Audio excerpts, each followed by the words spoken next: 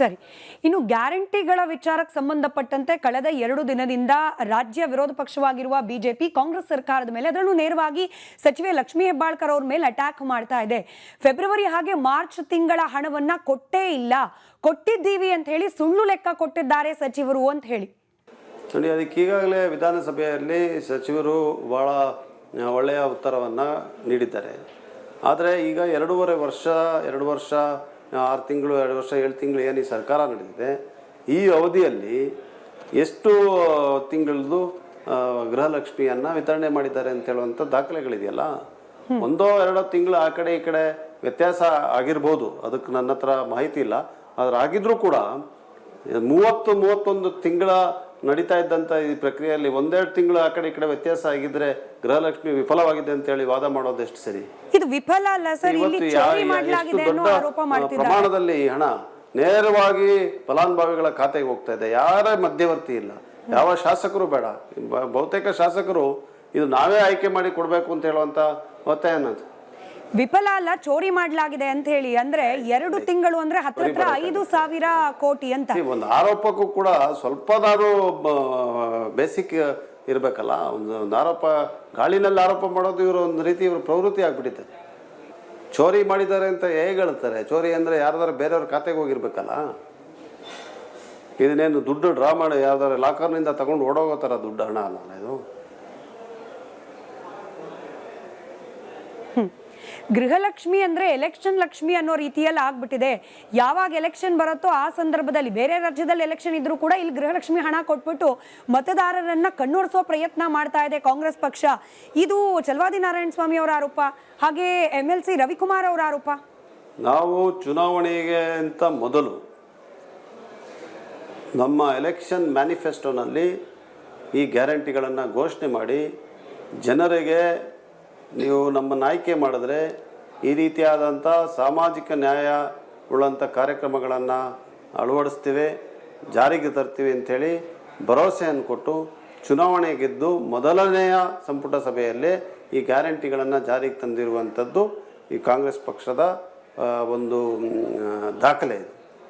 ಆದರೆ ಚುನಾವಣೆಯ ಭ್ರಷ್ಟಾಚಾರ ಮಾಡಿರುವಂಥದ್ದಕ್ಕೆ ಇಡೀ ಪ್ರಪಂಚದಲ್ಲಿ ದೊಡ್ಡ ಉದಾಹರಣೆಯನ್ನು ನೀವು ಹುಡುಕಬೇಕಾದರೆ ಬಿಹಾರ್ನಲ್ಲಾಗಿರುವಂಥ ಪ್ರತಿ ಮಹಿಳೆಯರಿಗೆ ಕೊಟ್ಟಂಥ 10,000 ರೂಪಾಯಿ, ಅದು ಚುನಾವಣೆಗಿಂತ 1 ದಿವಸ ಮೊದಲು ರಾಜ್ಯ ಸರ್ಕಾರದ ಬೊಕ್ಕಸೆಯಿಂದ 13-14 ಸಾವಿರ ಕೋಟಿ ರೂಪಾಯಿಯನ್ನು ಯಾವುದೇ ರೀತಿಯಾದಂಥ ಕಾನೂನಿಲ್ಲ, ಯಾವುದೇ ರೀತಿಯಾದಂಥ ನೀತಿ ಇಲ್ಲ, ಯಾವುದೇ ಕಾರ್ಯಕ್ರಮ ಇಲ್ಲ, 10 ಸಾವಿರ ರೂಪಾಯಿಯನ್ನು ಕೊಟ್ಟಿದ್ದಾರಲ್ಲ. ಇದಕ್ಕಿಂತ ದೊಡ್ಡ ಭ್ರಷ್ಟಾಚಾರ ಯಾರು ಚುನಾವಣೆ ಭ್ರಷ್ಟಾಚಾರ ಈ ದೇಶದಲ್ಲಿ ಮಾಡಿರ್ಲಿಕ್ಕೆ ಸಾಧ್ಯ ಇಲ್ಲ. ಅದರಿಂದ ಅವರು ಯಾವುದೇ ಆರೋಪ ಮಾಡುವಂಥ ನೈತಿಕತೆಯನ್ನು ಕಳ್ಕೊಂಡ್ಬಿಟ್ಟಿದ್ದಾರೆ. ಉಳಿದಂಥ ಈ ಕಾರ್ಯಕ್ರಮ ಏನು ಅವ್ರು ಹೇಳಿದ್ದಾರೆ 90,000 ರೂಪಾಯಿ ನಾವು ಕೊಡ್ತೀವಿ ಅಂತ, ಇದ್ರ ಬಗ್ಗೆ ನೀವು ವಿಚಾರಣೆ ಮಾಡಿ.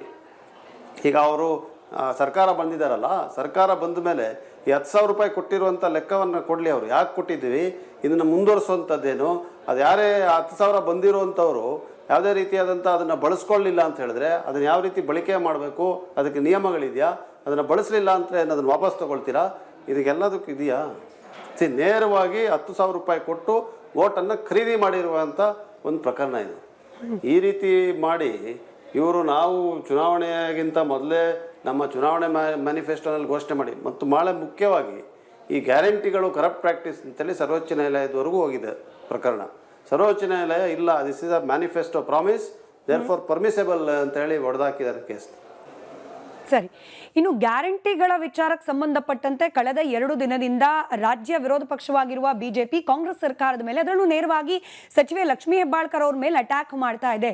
ಫೆಬ್ರವರಿ ಹಾಗೆ ಮಾರ್ಚ್ ತಿಂಗಳ ಹಣವನ್ನ ಕೊಟ್ಟೇ ಇಲ್ಲ, ಕೊಟ್ಟಿದ್ದೀವಿ ಅಂತ ಹೇಳಿ ಸುಳ್ಳು ಲೆಕ್ಕ ಕೊಟ್ಟಿದ್ದಾರೆ ಸಚಿವರು ಅಂತ ಹೇಳಿ. ನೋಡಿ, ಅದಕ್ಕೆ ಈಗಾಗಲೇ ವಿಧಾನಸಭೆಯಲ್ಲಿ ಸಚಿವರು ಭಾಳ ಒಳ್ಳೆಯ ಉತ್ತರವನ್ನು ನೀಡಿದ್ದಾರೆ. ಆದರೆ ಈಗ 2.5 ವರ್ಷ 2 ವರ್ಷ 6 ತಿಂಗಳು 2 ವರ್ಷ 7 ತಿಂಗಳು ಏನು ಈ ಸರ್ಕಾರ ನಡೆದಿದೆ, ಈ ಅವಧಿಯಲ್ಲಿ ಎಷ್ಟು ತಿಂಗಳದ್ದು ಗೃಹಲಕ್ಷ್ಮಿಯನ್ನು ವಿತರಣೆ ಮಾಡಿದ್ದಾರೆ ಅಂತ ಹೇಳುವಂಥ ದಾಖಲೆಗಳಿದೆಯಲ್ಲ. 1-2 ತಿಂಗಳು ಆ ಕಡೆ ಈ ಕಡೆ ವ್ಯತ್ಯಾಸ ಆಗಿರ್ಬೋದು, ಅದಕ್ಕೆ ನನ್ನ ಹತ್ರ ಮಾಹಿತಿ ಇಲ್ಲ. ಆದ್ರೆ ಆಗಿದ್ರೂ ಕೂಡ 30-31 ತಿಂಗಳ ನಡೀತಾ ಇದ್ದಂಥ ಈ ಪ್ರಕ್ರಿಯೆಯಲ್ಲಿ ಒಂದೆರಡು ತಿಂಗಳು ಆ ಕಡೆ ಈ ಕಡೆ ವ್ಯತ್ಯಾಸ ಆಗಿದ್ರೆ ಗೃಹಲಕ್ಷ್ಮಿ ವಿಫಲವಾಗಿದೆ ಅಂತ ಹೇಳಿ ವಾದ ಮಾಡೋದು ಎಷ್ಟು ಸರಿ? ಇದು ವಿಫಲ ಅಲ್ಲ ಸರ್, ಇಲ್ಲಿ ಇವತ್ತು ಚೋರಿ ಎಷ್ಟು ಮಾಡಲಾಗಿದೆ ಅನ್ನೋ ದೊಡ್ಡ ಆರೋಪ ಮಾಡ್ತಿದ್ದಾರೆ. ಪ್ರಮಾಣದಲ್ಲಿ ಈ ಹಣ ನೇರವಾಗಿ ಫಲಾನುಭವಿಗಳ ಖಾತೆಗೆ ಹೋಗ್ತಾ ಇದೆ, ಯಾರ ಮಧ್ಯವರ್ತಿ ಇಲ್ಲ, ಯಾವ ಶಾಸಕರು ಬೇಡ.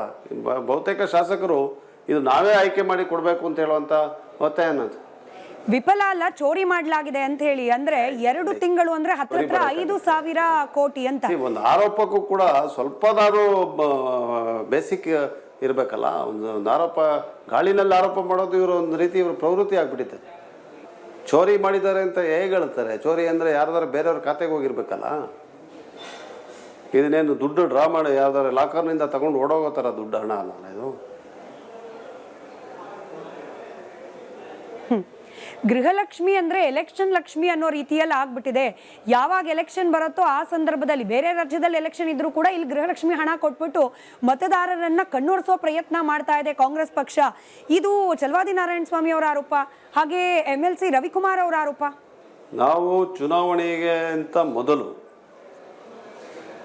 ನಮ್ಮ ಎಲೆಕ್ಷನ್ ಮ್ಯಾನಿಫೆಸ್ಟೋನಲ್ಲಿ ಈ ಗ್ಯಾರಂಟಿಗಳನ್ನು ಘೋಷಣೆ ಮಾಡಿ ಜನರಿಗೆ ನೀವು ನಮ್ಮನ್ನು ಆಯ್ಕೆ ಮಾಡಿದ್ರೆ ಈ ರೀತಿಯಾದಂಥ ಸಾಮಾಜಿಕ ನ್ಯಾಯ ಉಳ್ಳಂಥ ಕಾರ್ಯಕ್ರಮಗಳನ್ನು ಅಳವಡಿಸ್ತೀವಿ, ಜಾರಿಗೆ ತರ್ತೀವಿ ಅಂಥೇಳಿ ಭರವಸೆಯನ್ನು ಕೊಟ್ಟು ಚುನಾವಣೆ ಗೆದ್ದು ಮೊದಲನೆಯ ಸಂಪುಟ ಸಭೆಯಲ್ಲೇ ಈ ಗ್ಯಾರಂಟಿಗಳನ್ನು ಜಾರಿಗೆ ತಂದಿರುವಂಥದ್ದು ಈ ಕಾಂಗ್ರೆಸ್ ಪಕ್ಷದ ಒಂದು ದಾಖಲೆ ಇದು. ಆದರೆ ಚುನಾವಣೆಯ ಭ್ರಷ್ಟಾಚಾರ ಮಾಡಿರುವಂಥದ್ದಕ್ಕೆ ಇಡೀ ಪ್ರಪಂಚದಲ್ಲಿ ದೊಡ್ಡ ಉದಾಹರಣೆಯನ್ನು ನೀವು ಹುಡುಕಬೇಕಾದರೆ ಬಿಹಾರ್ನಲ್ಲಾಗಿರುವಂಥ ಪ್ರತಿ ಮಹಿಳೆಯರಿಗೆ ಕೊಟ್ಟಂಥ 10,000 ರೂಪಾಯಿ, ಅದು ಚುನಾವಣೆಗಿಂತ ಒಂದು ದಿವಸ ಮೊದಲು ರಾಜ್ಯ ಸರ್ಕಾರದ ಬೊಕ್ಕಸೆಯಿಂದ 13-14 ಸಾವಿರ ಕೋಟಿ ರೂಪಾಯಿಯನ್ನು ಯಾವುದೇ ರೀತಿಯಾದಂಥ ಕಾನೂನಿಲ್ಲ, ಯಾವುದೇ ರೀತಿಯಾದಂಥ ನೀತಿ ಇಲ್ಲ, ಯಾವುದೇ ಕಾರ್ಯಕ್ರಮ ಇಲ್ಲ, 10 ಸಾವಿರ ರೂಪಾಯಿಯನ್ನು ಕೊಟ್ಟಿದ್ದಾರಲ್ಲ. ಇದಕ್ಕಿಂತ ದೊಡ್ಡ ಭ್ರಷ್ಟಾಚಾರ ಯಾರು ಚುನಾವಣೆ ಭ್ರಷ್ಟಾಚಾರ ಈ ದೇಶದಲ್ಲಿ ಮಾಡಿರ್ಲಿಕ್ಕೆ ಸಾಧ್ಯ ಇಲ್ಲ. ಅದರಿಂದ ಅವರು ಯಾವುದೇ ಆರೋಪ ಮಾಡುವಂಥ ನೈತಿಕತೆಯನ್ನು ಕಳ್ಕೊಂಡ್ಬಿಟ್ಟಿದ್ದಾರೆ. ಉಳಿದಂಥ ಈ ಕಾರ್ಯಕ್ರಮ ಏನು ಅವ್ರು ಹೇಳಿದ್ದಾರೆ 90,000 ರೂಪಾಯಿ ನಾವು ಕೊಡ್ತೀವಿ ಅಂತ, ಇದ್ರ ಬಗ್ಗೆ ನೀವು ವಿಚಾರಣೆ ಮಾಡಿ. ಈಗ ಅವರು ಸರ್ಕಾರ ಬಂದಿದ್ದಾರಲ್ಲ, ಸರ್ಕಾರ ಬಂದ ಮೇಲೆ ಈ 10,000 ರೂಪಾಯಿ ಕೊಟ್ಟಿರುವಂಥ ಲೆಕ್ಕವನ್ನು ಕೊಡಲಿ. ಅವರು ಯಾಕೆ ಕೊಟ್ಟಿದ್ದೀವಿ, ಇದನ್ನು ಮುಂದುವರಿಸುವಂಥದ್ದೇನು, ಅದು ಯಾರೇ 10,000 ಬಂದಿರುವಂಥವ್ರು ಯಾವುದೇ ರೀತಿಯಾದಂಥ ಅದನ್ನು ಬಳಸ್ಕೊಳ್ಳಿಲ್ಲ ಅಂತ ಹೇಳಿದ್ರೆ ಅದನ್ನು ಯಾವ ರೀತಿ ಬಳಕೆ ಮಾಡಬೇಕು, ಅದಕ್ಕೆ ನಿಯಮಗಳಿದೆಯಾ, ಅದನ್ನು ಬಳಸಲಿಲ್ಲ ಅಂದರೆ ಅದನ್ನು ವಾಪಸ್ ತೊಗೊಳ್ತೀರಾ, ಇದಕ್ಕೆಲ್ಲದಕ್ಕೂ ಇದೆಯಾ? ನೇರವಾಗಿ 10,000 ರೂಪಾಯಿ ಕೊಟ್ಟು ಓಟನ್ನು ಖರೀದಿ ಮಾಡಿರುವಂಥ ಒಂದು ಪ್ರಕರಣ ಇದು. ಈ ರೀತಿ ಮಾಡಿ ಇವರು ನಾವು ಚುನಾವಣೆಗಿಂತ ಮೊದಲೇ ನಮ್ಮ ಚುನಾವಣೆ ಮ್ಯಾನಿಫೆಸ್ಟೋನಲ್ಲಿ ಘೋಷಣೆ ಮಾಡಿ, ಮತ್ತು ಭಾಳ ಮುಖ್ಯವಾಗಿ ಈ ಗ್ಯಾರಂಟಿಗಳು ಕರಪ್ಟ್ ಪ್ರಾಕ್ಟೀಸ್ ಅಂತೇಳಿ ಸರ್ವೋಚ್ಚ ನ್ಯಾಯಾಲಯದವರೆಗೂ ಹೋಗಿದೆ ಪ್ರಕರಣ. ಸರ್ವೋಚ್ಚ ನ್ಯಾಯಾಲಯ ಇಲ್ಲ, this is a manifesto promise therefore permissible ಅಂತ ಹೇಳಿ ಹೊಡೆದಾಕಿದ್ದಾರೆ ಕೇಸ್. ಸರಿ, ಇನ್ನು ಗ್ಯಾರಂಟಿಗಳ ವಿಚಾರಕ್ಕೆ ಸಂಬಂಧಪಟ್ಟಂತೆ ಕಳೆದ 2 ದಿನದಿಂದ ರಾಜ್ಯ ವಿರೋಧ ಪಕ್ಷವಾಗಿರುವ ಬಿಜೆಪಿ ಕಾಂಗ್ರೆಸ್ ಸರ್ಕಾರದ ಮೇಲೆ, ಅದರಲ್ಲೂ ನೇರವಾಗಿ ಸಚಿವೆ ಲಕ್ಷ್ಮೀ ಹೆಬ್ಬಾಳ್ಕರ್ ಅವ್ರ ಮೇಲೆ ಅಟ್ಯಾಕ್ ಮಾಡ್ತಾ ಇದೆ. ಫೆಬ್ರವರಿ ಹಾಗೆ ಮಾರ್ಚ್ ತಿಂಗಳ ಹಣವನ್ನ ಕೊಟ್ಟೇ ಇಲ್ಲ, ಕೊಟ್ಟಿದ್ದೀವಿ ಅಂತ ಹೇಳಿ ಸುಳ್ಳು ಲೆಕ್ಕ ಕೊಟ್ಟಿದ್ದಾರೆ ಸಚಿವರು ಅಂತ ಹೇಳಿ. ನೋಡಿ, ಅದಕ್ಕೆ ಈಗಾಗಲೇ ವಿಧಾನಸಭೆಯಲ್ಲಿ ಸಚಿವರು ಭಾಳ ಒಳ್ಳೆಯ ಉತ್ತರವನ್ನು ನೀಡಿದ್ದಾರೆ. ಆದರೆ ಈಗ 2.5 ವರ್ಷ 2 ವರ್ಷ 6 ತಿಂಗಳು 2 ವರ್ಷ 7 ತಿಂಗಳು ಏನು ಈ ಸರ್ಕಾರ ನಡೆದಿದೆ, ಈ ಅವಧಿಯಲ್ಲಿ ಎಷ್ಟು ತಿಂಗಳದ್ದು ಗೃಹಲಕ್ಷ್ಮಿಯನ್ನು ವಿತರಣೆ ಮಾಡಿದ್ದಾರೆ ಅಂತ ಹೇಳುವಂಥ ದಾಖಲೆಗಳಿದೆಯಲ್ಲ. 1-2 ತಿಂಗಳು ಆ ಕಡೆ ಈ ಕಡೆ ವ್ಯತ್ಯಾಸ ಆಗಿರ್ಬೋದು.